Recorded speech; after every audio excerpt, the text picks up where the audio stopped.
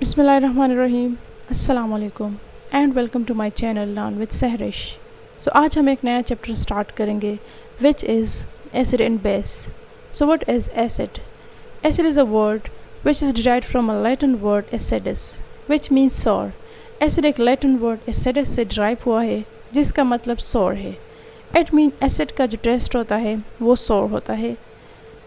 जैसे कि जो सिट्रस फ्रूट्स होता है, लेमन हो गया और विनेगर जो होते हैं, तो इसका जो सोर टेस्ट होता है वो because of the citric acid होता है, क्योंकि इसमें सिट्रिक एसिड प्रेजेंट होता है।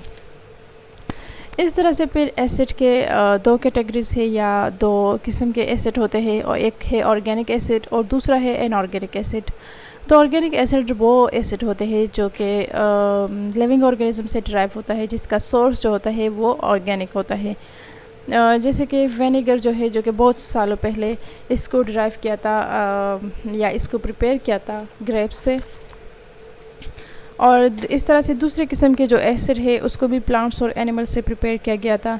जैसे कि फॉर्मिक एसिड जो होता है वो एंड्स में प्रेजेंट होता है, चूंटियाँ जो होती है। सेट्रिक एसिड फ्रूट्स में प्रेजेंट होता है और लैक्टिक एसिड सोर मिल्क में प्रेजेंट होता है। तो इन सारी जो एसिड है इसकी जो सोर्स है वो लिविंग ऑर्गेनिज्म है, तो इस बेस पे इसको ऑर्गेनिक एसिड कहते हैं। इस तरह से the next one is inorganic acid. तो इनको इनऑर्गेनिक एसिड इसलिए कहते हैं क्योंकि इसका जो सोर्स होता है जिससे ये ड्राइव होता है या प्रिपेयर्ड हुआ होता है, तो वो ऑर्गेनिक नहीं होता, इसको मैनुअल से प्रिपेयर किया गया है, तो इसी वजह से इनको इनऑर्गेनिक एसिड कहते हैं। जैसे कि फॉर एग्ज़ाम्पल HCl हो गया, H2SO4 एंड HNO3। तो ये सारे जो है ये मैनुअल से प्रिपेयर किया गया है, इसी वजह से इसको मिनरल एसिड या इनऑर्गेनिक एसिड कहते हैं। और जो इनऑर्गेनिक एसिड होता है वो ज़्यादा रिएक्टिव होता है बनिस्बत ऑर्गेनिक एसिड के, और ज़्यादा स्ट्रॉन्ग भी होता है बनिस्बत ऑर्गेनिक एसिड के। ऑर्गेनिक एसिड जो होता है वो वीक होता है। इस तरह से फिर इसके कुछ एग्ज़ाम्पल्स है एसिड के जो डेली लाइफ में हम यूज़ करते हैं। जैसे कि एसिटिक एसिड विनेगर में प्रेजेंट होता है, सिट्रिक एसिड लेमन में प्रेजेंट होता है, hydrochloric acid present in gastric juice, and sulphuric acid जो कि कार्स ऑटोमोबाइल्स में यूज़ हो के बैटरीज में यूज़ होता है। तो ये कुछ डेली लाइफ के एग्जांपल है। इसी तरह से कार्बोनिक एसिड जो कि कोल्ड ड्रिंक्स में प्रेजेंट होता है, जैसे कि कोक हो गया, पेप्सी हो गया। फिर बेसिस है, तो व्हाट इज़ बेस? तो बेसिस का जो टेस्ट होता है वो बेटर होता है, और इसका टच जो होता है स्लिपरी टच होता है। फॉर एग्ज़ाम्पल ये सोडियम हाइड्रोक्साइड इसका एग्जांपल है, जिसको कास्टिक सोडा भी कहते हैं। तो जो ये ब्लॉक ड्रेनेज के लिए की ओपनिंग के लिए या साफ़ करने के लिए भी यूज़ करते हैं। इस तरह से इसकी फर्दर एग्जांपल मैग्नीशियम हाइड्रोक्साइड है, जो कि बेस की तौर पे यूज़ किया जाता है, और इसका पर्पस ये होता है एज अ मेडिसिन इसको यूज़ करते हैं। जो स्टमक की एसिडिटी होती है इसको क्योर करने के लिए, इसको ट्रीट करने के लिए यूज़ किया जाता है। इस तरह से फिर अमोनिया गैस है, जो कि फैक्ट्रीज़ आइस फैक्ट्रीज जो होती है उसमें यूज़ करता है एज अ फ्रीजिंग एजेंट, इसको यूज़ करते हैं। ठीक है, इस तरह से अमोनिया को फर्टिलाइज़र की मैन्युफैक्चरिंग इसको तैयार करने के लिए जो खाद होती है जो कि फसलों में यूज़ की जाती है, तो उसमें भी अमोनिया को यूज़ किया जाता है। और जब अमोनिया को वाटर में ऐड किया जाता है तो ये अमोनियम हाइड्रोक्साइड देता है, जो कि एज ए बेस के तौर पे यूज़ किया जाता है लेबॉर्ट्रीज़ में। और जब एसिड और बेस रिएक्ट करते हैं तो ये प्रोडक्ट देता है वाटर एंड साल्ट, और इस तरह की जो रिएक्शन होती है इसको न्यूट्रलाइजेशन रिएक्शन कहते हैं। जैसे कि HCl है, जो कि एक स्ट्रॉन्ग एसिड है, जब वो रिएक्ट करता है एक स्ट्रॉन्ग बेस के साथ विच इज़ सोडियम हाइड्रोक्साइड, तो ये देता है NaCl and H2O which is salt and water, तो इसको न्यूट्रलाइजेशन रिएक्शन कहते हैं। इस तरह से फिर नेक्स्ट है the characteristics of acid and bases, कि इसके कौन कौन सी खसूसियात होते हैं, मतलब इसको हम कैसे पहचान सकते हैं कि ये एसिड है और ये बेस है। तो इसके कुछ यहाँ पर 5 करेक्टरिस्टिक दिए गए हैं जिसकी बेसिस पे इसको पहचान सकते हैं। Number 1 as the test. So acid का जो टेस्ट होता है वो सोर होता है, जिसके ऑलरेडी हमने पढ़ा।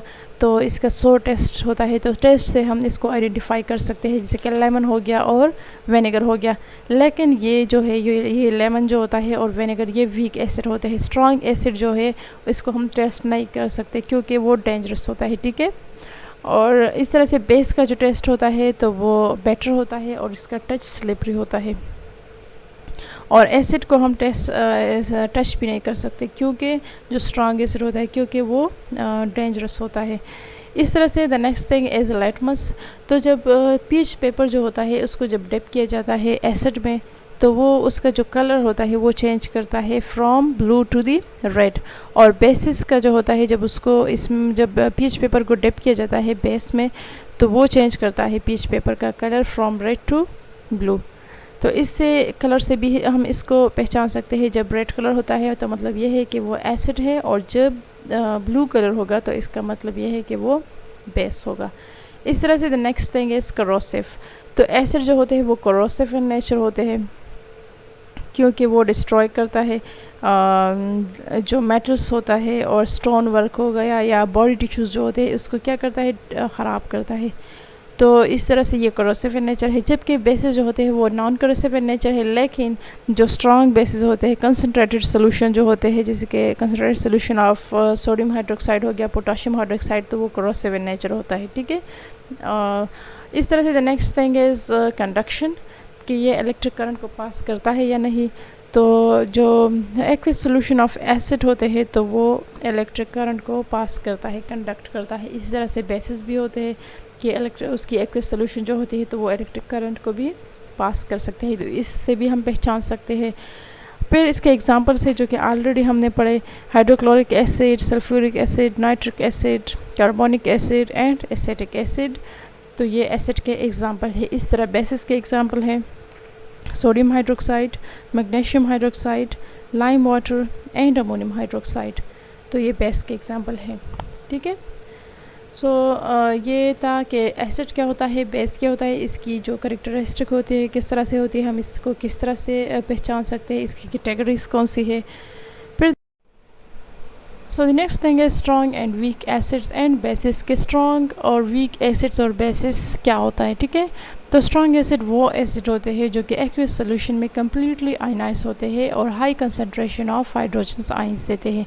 For example HCl, H2SO4 and HNO3। तो HCl जो है वो कम्प्लीटली डिसोसिएट होगा और H+ और Cl नेगेटिव आयन देगा। फॉर एग्जांपल HCl, तो यहाँ पर HCl कम्प्लीटली आयनाइज हो रहा है और H पॉजिटिव आयन और Cl नेगेटिव आयन दे रहा है। यहाँ पर कोई molecule of HCl undissociated form में नहीं रहेगा बल्कि कम्प्लीटली डिसोसिएट होगा। इस तरह से H2SO4 और HNO3 भी है। लेकिन जो वीक एसिड होते हैं तो वो पार्शली आयनाइज होते हैं और वो डिसोसिएट हो जाता है, लेकिन उसकी कुछ मॉलिक्यूल जो होते हैं वो अनडिसोसिएटेड फॉर्म में भी रहते हैं। तो ये जो होता है एसिटिक एसिड, तो ये इस तरह से होता है CH3COOH। तो ये इस तरह से देता है CH3COO नेगेटिव प्लस H+, ठीक है।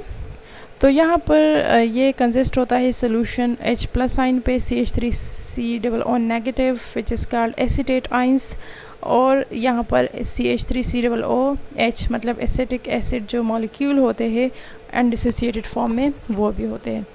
तो इस तरह से फिर स्ट्रॉन्ग बेस वो बेस होता है जो कि कम्प्लीटली आयनाइज होता है एक्वेस सोल्यूशन में, और वीक बेस वो बेस होता है जो कि कम्प्लीटली आयनाइज नहीं होता बल्कि पार्शली आयनाइज होता है, तो उसको वीक बेस कहते हैं।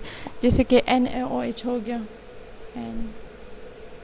NaOH, तो वो Na positive plus OH negative. तो ये कम्प्लीटली आयनाइज होगा N2 Na positive and OH negative ion, और यहाँ पर कोई अनडिसोसिएटेड फॉर्म में नहीं रहेगा, ठीक है। जबकि NH4OH जो है तो वो डिसोसिएट होगा NH4 प्लस और OH नेगेटिव आयन में, लेकिन ये कम्प्लीटली डिसोसिएट नहीं होगा, ये अनडिसोसिएटेड फॉर्म में भी रहेगा, ठीक है। तो इसलिए इसको वीक बेस कहता है। तो स्ट्रॉन्ग वो होता है जो कि कम्प्लीटली आयनाइज होता है या डिसोसिएट होता है, और वीक वो होता है जो कि पार्शली आयनाइज या डिसोसिएट कहता है। तो this was about strong and weak acid and bases. So if there is any query, so you can ask, and